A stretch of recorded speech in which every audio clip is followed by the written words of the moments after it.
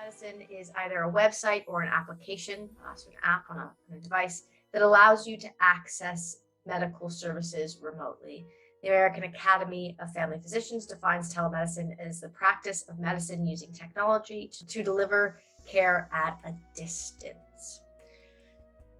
So in short, telemedicine lets you see a medical care professional remotely via your devices. That can be on your phone, if you have a smartphone, tablet, or a computer. And you can generally see general physicians, nurses, dermatologists, therapists, psychiatrists, all through a website or app. So you can really see the gamut in terms of medical care professionals through telemedicine. Now, there are a lot of positives and pros to telemedicine, namely that it can be more convenient and gives more accessible patient care, specifically to those who may have maybe mobility issues or just live a fair distance away from their doctor. So it can be more convenient. It tends to minimize unnecessary non-urgent ER visits. So in place of going to the ER, because we don't have any other options in terms of seeing our primary care physician or walk-ins, we can use telemedicine in place where appropriate and non-urgent enough. It can significantly reduce healthcare service costs. So sometimes that means that you might end up paying less because the overhead costs overall are lessened by doing telemedicine, right?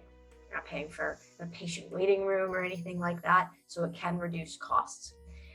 It can also improve access to specialized care. Now, specifically, this pertains to people who may be in more suburban or even rural areas where, you may not have a specialist close by, and that might mean a long trip into a city. With telemedicine, you might be able to get at least some access to specialized care, specific doctor from a distance. It also allows doctors to provide ongoing support to patients and family members. It can become a really great way also to involve caregivers, unpaid caregivers that you may have in your life, right? To be able to loop them in electronically if they're not able to be there in person, but they are supporting you in your care. And it also increases the chances of continued independent living. So if you are someone who is living independently right now, we know that technology does this as a whole, but especially being able and understanding how to use and access telemedicine can increase that chance of independent living, as it gives you the tools to be able to seek care, even when it might be difficult. Again, maybe issues with mobility. Sometimes it's just not easy to get out and get to an appointment. Now, some of the cons of telemedicine can be things like reduced care continuity. So if you use, say, a telemedicine app for a one-off appointment, say you have a cold and you maybe have a sinus infection, you just need, a quick prescription for some antibiotics, whatever it is, those records, your primary care provider, if you have someone that you see regularly, may not have access to those records, or it may be a situation of getting them access to those records. So continued care can be a slight issue there. It's also not suitable for all cases. Obviously, we're talking about telemedicine. It may be suitable for non-emergency sicknesses or injuries, or else for ongoing support for maybe pre-existing conditions that you have. And it's not offered by all doctors. At this point, pretty much should be, but there may be a few. And obviously, when your virtual physical examination is limited. So when should you consider using telemedicine? Many less severe symptoms can be adequately assessed through telemedicine visit, as can follow-up assessments for ongoing health concerns. So some examples of this might be a minor fever, minor respiratory infections, headaches, including migraines, heartburn and GERD, sprains, strains, and joint pain, painful urination, colds and canker and mouth sores, conjunctivitis or pink eye, symptoms of the common cold, flu, and allergies, constipation or diarrhea, and rashes or other skin conditions. These are things that, might be good for getting telemedicine help with.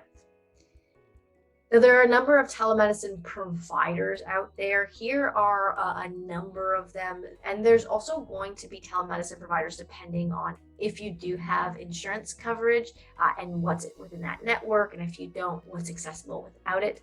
Here are some: Sesame Care, PlushCare, Teladoc Care, Humana, HealthTap, Amwell, MD Live, Live Health Online.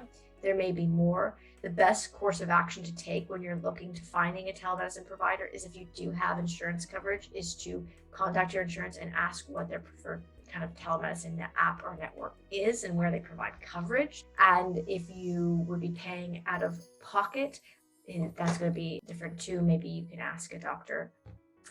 Now, accessing telemedicine on your computer is going to be a bit different than accessing it on a phone or tablet. So if you're accessing on a computer, you can use any web browser you prefer, whether that's Microsoft Edge, Mozilla Firefox, Google Chrome, Safari, and you can search for or directly type in the web address for the service you would like to use. For example, mdlive.com. All of these services should also have a corresponding phone and tablet app. So if you are going to be accessing these services through those devices, you'll visit your device's app store, so the Apple App Store or the Google Play Store, and search for that app.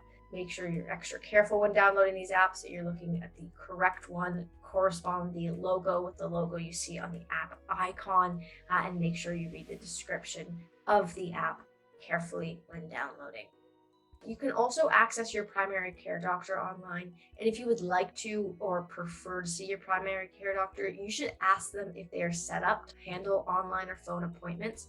Many of them might be, and they will have a specific app that they use to facilitate those visits that you might have to download, but maybe talk to them, right? They may not be aware that that's something that you feel comfortable with or willing to do. And so if you haven't had that conversation with a primary care doctor yet, ask if that's an option for future visits, if it's something you're interested in. So here we are on the MD Live website. As I said, there is both an app and a website that you can use. They do have a phone number as well, so you can call for support. But this is the website. When you get to it, if you're on the app, you would have created an account and you've been signed in.